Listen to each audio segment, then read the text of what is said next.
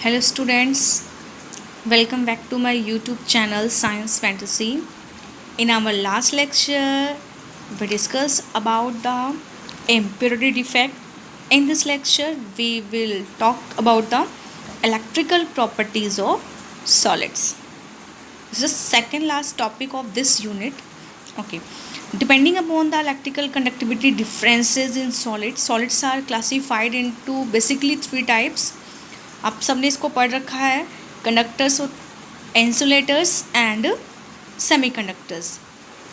What is conductors? The solid which have conductivity in the range of 10 raised power 4 to 10 raised power 7 ohm inverse meter inverse are called conductors.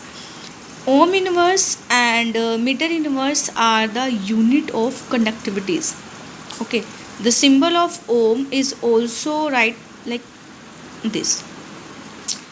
तो ऐसे जो है substances solids जिनकी जो conductivity की range है वो 10 raise power 4 से 10 रेज़ पावर 7 के बीच होती है, उनको कंडक्टर्स कहते हैं. Either in simple language you can say which conduct electricity very efficiently known as the conductors. So further conductors are of two types. One is the metallic conductors and other is the electrolytic conductors. In metallic conductor, flow of electricity due to flow of electron. Metallic conductors में जो current का flow होता है वो electrons की flow की वजह से होता है, और जिस टाइम उसमें करंट फ्लो करता है there is the no chemical change and they conduct electricity in solid as well as in molten state. ये जो है सॉलिड स्टेट में भी, एंड मॉल्टन का मतलब अगर आप उस चीज़ को मेल्ट कर देते हो उस फॉर्म में भी इलेक्ट्रिसिटी को कंडक्ट करते हैं. And in metallic conduction the conductivity decreases with increase in temperature. Okay, metallic conduction में क्या होता है कि जो कंडक्टिव पावर होती है वो डिक्रीज़ कर जाती है अगर आप उस चीज़ को हीट कर देते हो, कंडक्टर को क्या कर देते हो, हीट कर देते हो. इसमें एग्जांपल्स आपकी सारी मेटल्स होती हैं. Now second type of conductor is electrolytic conductor. यहाँ पे जैसे वर्ड है इसका इलेक्ट्रो का मतलब इलेक्ट्रिसिटी से होता है आपका, मैंने आपको पहले ही बताया है. एंड लिटिक का मतलब क्या होता है, ब्रेक करना, उसको तोड़ना. तो इलेक्ट्रिक करंट जब फ्लो करता है तो वो अपने आयंस में डिसोशिएट होते हैं एंड वो आयंस फ्लो करते हैं तो वहाँ पे करंट कैरी होता है. So in electrolytic conduction flow of electricity is due to the flow of ions even and current flow with chemical change. जब भी वहाँ पे करंट फ्लो करता है वहाँ पे कुछ ना कुछ केमिकल चेंज आता है. They conduct electricity in molten as well as aqua solution. Molten और एक्वा सोल्यूशन में इलेक्ट्रिसिटी को कंडक्ट करते हैं. ये सॉलिड स्टेट में नहीं करते, बट सम टाइम जब आप डिफेक्ट्स की बात करते हो तब थोड़ा बहुत ये करते हैं. इलेक्ट्रोलिटिक कंडक्शन की जो कंडक्टिविटी है वो टेम्परेचर को इंक्रीज़ करने के साथ साथ इंक्रीज़ करती है. वाई, क्यों? जब आप कोई सोल्यूशन मॉल्टन फॉर्म में मेल्ट किया हुआ एक्वस का मतलब उसका वाटर में सोल्यूशन लोगे, आप उसको हीट करोगे. आप उसको जितना ज़्यादा हीट करोगे उतने जो मॉलिक्यूल्स होंगे वो डिसोशिएट होंगे और नंबर ऑफ आयंस जो है वो इंक्रीज़ करेंगे and their conductivity depends upon the ions. So conductive power depend कर जो होगी वो इंक्रीज़ करेगी. So for example sodium chloride solution हो गया, HCl, KNO3, these are the examples are electrolytic conductions. तो ये टॉपिक मैंने आपको डिस्कस कर दिया है टेम्परेचर वाला, होप आपको समझ में आ गया होगा. Now second is insulator. The solid which have extremely low conductivity. ऐसे सॉलिड जिनकी जो कंडक्टिविटी होती बहुत लो होती, मतलब वो इलेक्ट्रिसिटी को कंडक्ट ही नहीं करते, उनको हम क्या कहते हैं कि वो होते हैं आपके इंसुलेटर्स. जिनकी कंडक्टिविटी रेंज होती है 10 raise power -20 to 10 raise power -10 ohm inverse metre inverse. Okay, इसको कंफ्यूज होने की ज़रूरत नहीं बेटा. कहीं कहीं पे ओम इनवर्स को साइमंस मीटर इनवर्स भी लिखा होता है, तो बोथ आर सेम, क्योंकि ओम इनवर्स को साइमंस भी बोल देते हैं एंड सफिस कहीं कहीं उसको महो भी बोल देते हैं. तो ये तीनों जो है टर्म्स यूज़ होती हैं. Example plastic, would, rubber, they do not conduct electricity. Now third is semiconductor. The solid which have conductors in between conductors and insulator. ऐसे सॉलिड्स जिनकी जो कंडक्टिविटी रेंज है वो कंडक्टर से कम है बट इंसुलेटर से क्या है, ज़्यादा है, मॉडरेट सी है, उनको हम सेमी कंडक्टर्स बोलते हैं. यानी कि 10⁻⁻⁶ to 10⁻⁴ ohm inverse metre inverse. आपने P type N type semiconductor सभी पीछे पढ़े हुए हैं। Next is band theory of electrical conduction. Electrical conductions की बैंड थ्योरी है। ये जो बैंड थ्योरी है ये पेपर के पॉइंट ऑफ व्यू से काफ़ी इम्पोर्टेंट है। और बैंड थ्योरी क्या कहती है, व्हाट इज़, पहले आपने पता होना चाहिए कि बैंड क्या है। In case of metals or atom, there are atomic orbitals. अगर आपके एटम्स हैं तो उनके क्या होंगे, एटॉमिक ऑर्बिटल्स होते हैं। ये जो एटॉमिक ऑर्बिटल्स होते हैं, these atomic orbitals are very close in energy. Atomic orbital बहुत ज़्यादा क्लोज होते हैं एनर्जी में, and they overlap with each other and to form molecular orbital. Molecular orbital आते हैं। एंड आपने मॉलिक्यूलर ऑर्बिटल थ्योरी पढ़ी है, जिसके अकॉर्डिंग जब भी एटम्स आपस में कंबाइन करते हैं तो वो 2 सेट्स ऑफ ऑर्बिटल्स देते हैं। One is the bonding molecular orbital which is low in energy, and other is the anti bonding molecular orbital which is higher in the energy.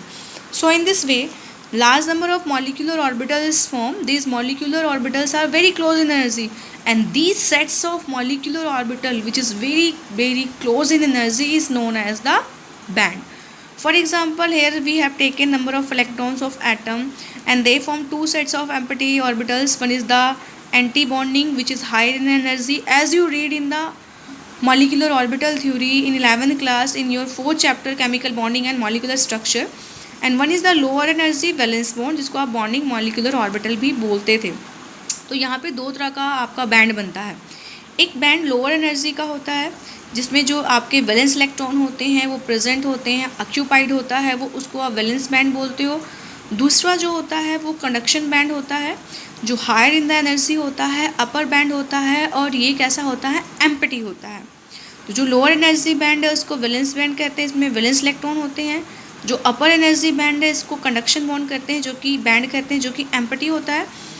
जो किसी भी चीज़ की कंडक्टिविटी है वो डिपेंड करती है इन्हीं वैलेंस इलेक्ट्रॉन पे, क्योंकि आप after conduction these valence electron jump into the conduction band. Okay, ये आपको मैंने डेफिनेशन यहाँ पे बताई है। And the gap between occupied valence band and unoccupied conduction band is called the energy gap and forbidden gap.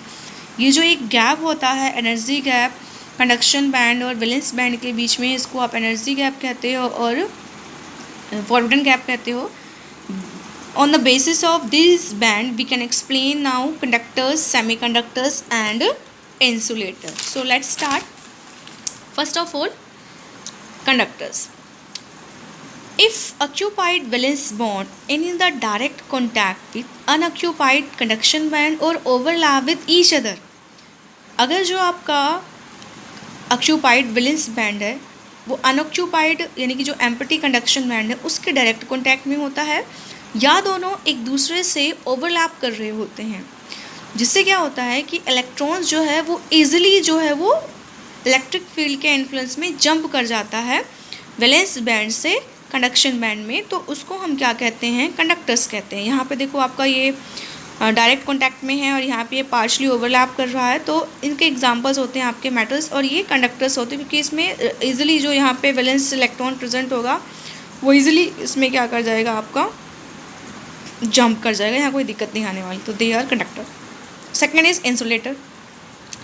If gap between the these two bands का मतलब कौन कौन से band, one is the valence band which is low in the energy and other is the conduction band which is higher in the energy। तो इनके बीच में जब energy का गैप बहुत ज़्यादा होता है कि आप हीट सप्लाई करने पे उसको इलेक्ट्रिक फील्ड सप्लाई करते हो, जब इलेक्ट्रिक फील्ड सप्लाई करने के बाद भी जो एनर्जी का गैप है इतना ज़्यादा है कि जो इलेक्ट्रॉन्स है वो वैलेंस बॉन्ड से कंडक्शन बैंड में जंप नहीं कर सकते हैं, तो वहाँ पे आपका क्या होता है, insulator. Here is the diagram of insulator. conduction band which is empty and valence band which is filled with valence electron. The gap between these two band is very large energy gap, so that under the influence of electric field no one electron jump into the conduction band, so these are called insulator.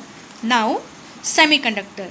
If gap between these two band is small, अगर दोनों bands जो हैं conduction band और valence band है, इनके बीच में जो gap है वो काफ़ी कम है। समटाइम्स जो इलेक्ट्रॉन होते हैं कुछ वो वैलेंस बॉन्ड से कंडक्शन बॉन्ड में जो है जंप कर जाते हैं बैंड में, जिससे वो थोड़ी बहुत कंडक्टिविटी शो करते हैं एंड बिहेव करते हैं semiconductor. This diagram for semiconductors की जो इसकी कंपैरिजन में यहाँ पे एनर्जी गैप काफ़ी कम है, जिससे यहाँ पे जो इलेक्ट्रॉन्स होते हैं वो इलेक्ट्रिक फील्ड के इन्फ्लुएंस में कुछ इलेक्ट्रॉन ऊपर जंप कर जाते हैं and that's why they conduct electricity little more extent and behave as semiconductor. Now effect of temperature on electrical conductivity. Electrical conductivity of metal decreases with increase in temperature. मैंने आपको अभी पीछे भी बताया था मेटेलिक कंडक्शन में जो temperature को इंक्रीज़ करते हैं तो कंडक्टिविटी डिक्रीज़ करती है। आपको मैंने मेटेलिक सॉलिड पढ़ाया हुआ है, उसमें आपको बताया था कि पॉजिटिवली चार्ज मेटल होते हैं वो एम्बेडेड होते हैं सी ऑफ इलेक्ट्रॉन में। इन्हीं इलेक्ट्रॉन्स, और ये क्या करते हैं इलेक्ट्रॉन्स, एक इलेक्ट्रॉन आपस में ऐसे मेटल को इंटैक्ट करते हैं तो उसको आप मेटेलिक बॉन्ड बोलते हो। तो जब आप उसमें क्या करोगे, टेम्परेचर करोगे, हीट करोगे, तो ये जो पॉजिटिव मेटल आयन है ये वाइब्रेट करना स्टार्ट करेंगे। क्या करेंगे, ये वाइब्रेट करना स्टार्ट करेंगे। इनकी वाइब्रेशन की वजह से इलेक्ट्रॉन्स की फ़्लो में हिंड्रेंस प्रोड्यूस होगा, रेजिस्टेंस प्रोड्यूस होगा इलेक्ट्रॉन्स की फ़्लो में, और जो इलेक्ट्रिकल कंडक्टिविटी होती है मेटल की वो टेम्परेचर को इंक्रीज़ करने के साथ साथ क्या कर जाती है, डिक्रीज़ कर जाती है। But in case of semiconductors जब आप इसको हीट करते हो तो जो इलेक्ट्रिकल कंडक्टेंस है वो इंक्रीज़ करता है। उसका रीज़न क्या है कि आप जितना ज़्यादा उसको एनर्जी सप्लाई करोगे उतने ज़्यादा इलेक्ट्रॉन जो हैं वो एक्साइटेड होके जो है वो वैलेंस बैंड से कंडक्शन बैंड में जंप कर जाएंगे, सो दैट वहाँ पे कंडक्शन इंक्रीज़ करता है।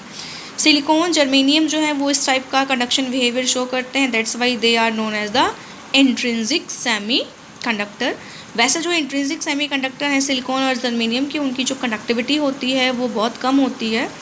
इसको इंक्रीज़ करने के लिए हम क्या करते हैं, डॉपिंग करते हैं। तो आप डॉपिंग करने से जो है इलेक्ट्रॉन रिच से करते हो जब, तो आपका एन टाइप सेमीकंडक्टर बनता है। इलेक्ट्रॉन डेफिशिएंट से करते हो तो पी टाइप सेमीकंडक्टर बनता है। वो मैंने आपको इम्प्योरिटी डिफेक्ट्स के अंदर डिस्कस करा हुआ है, तो आप वहाँ से एक बार उसको जो है वो पढ़ सकते हैं। Now applications of N type and P type semiconductor, इसका जो है होता है for making diodes. Diode small structures होते हैं जो एन टाइप और पी टाइप सेमीकंडक्टर्स का कॉम्बिनेशंस होते हैं एंड रेक्टिफायर्स में यूज़ होते हैं। Solar cell, photovoltaic cell, photodiodes होते हैं। इसमें जो सन की जो लाइट एनर्जी होती है उसको इलेक्ट्रिकल एनर्जी में कन्वर्ट करते हैं। ट्रांजिस्टर्स होते हैं, transistors are the sandwich of semiconductor. Sandwich like NPN, PNP, sandwich जैसे आप बनाते हो खाने वाला, ऊपर नीचे ब्रेड लगा के बीच में कुछ फिल कर देते हो, दैट्स वाई सेम टाइप के साइड में रहेंगे, बीच में डिफरेंट रहेगा, तो NPN या PNP। And these are use to amplify radio and audio signal. Amplification का मतलब उस चीज़ को नंबर ऑफ टाइम मल्टीप्लाई करके और उसको जो है इन्हांस करना। एम्पलीफाई का मतलब मल्टीप्लिकेशन करना सिग्नल्स का। गैलियम आर्सेनाइड सेमीकंडक्टर्स होते हैं, ये बहुत ज़्यादा रिस्पॉन्सिव सेमीकंडक्टर्स होते हैं एंड इनका यूज़ किया जाता है सेमीकंडक्टर्स डिवाइसेस को डिज़ाइन करने के लिए। आप इसको फिजिक्स के अंदर भी पढ़ते हो बेटा, सेमीकंडक्टर्स डिवाइसेस आपकी एक यूनिट है वहाँ पे, तो वहाँ पे भी आप इसका देखोगे कैसे NPN कैसे PNP सेमीकंडक्टर्स बनते हैं, कैसे रेक्टिफायर बनाया जाता है एंड जो आपका ये है सेमीकंडक्टर डिवाइसेस के अंदर बाकी इन सब चीज़ों को आप वहाँ पे डिटेल में करते हो। Then this is all about the electrical properties of solid. In case of any doubt you can ask me, and please viewers share your comments, your view with me. Thank you so much.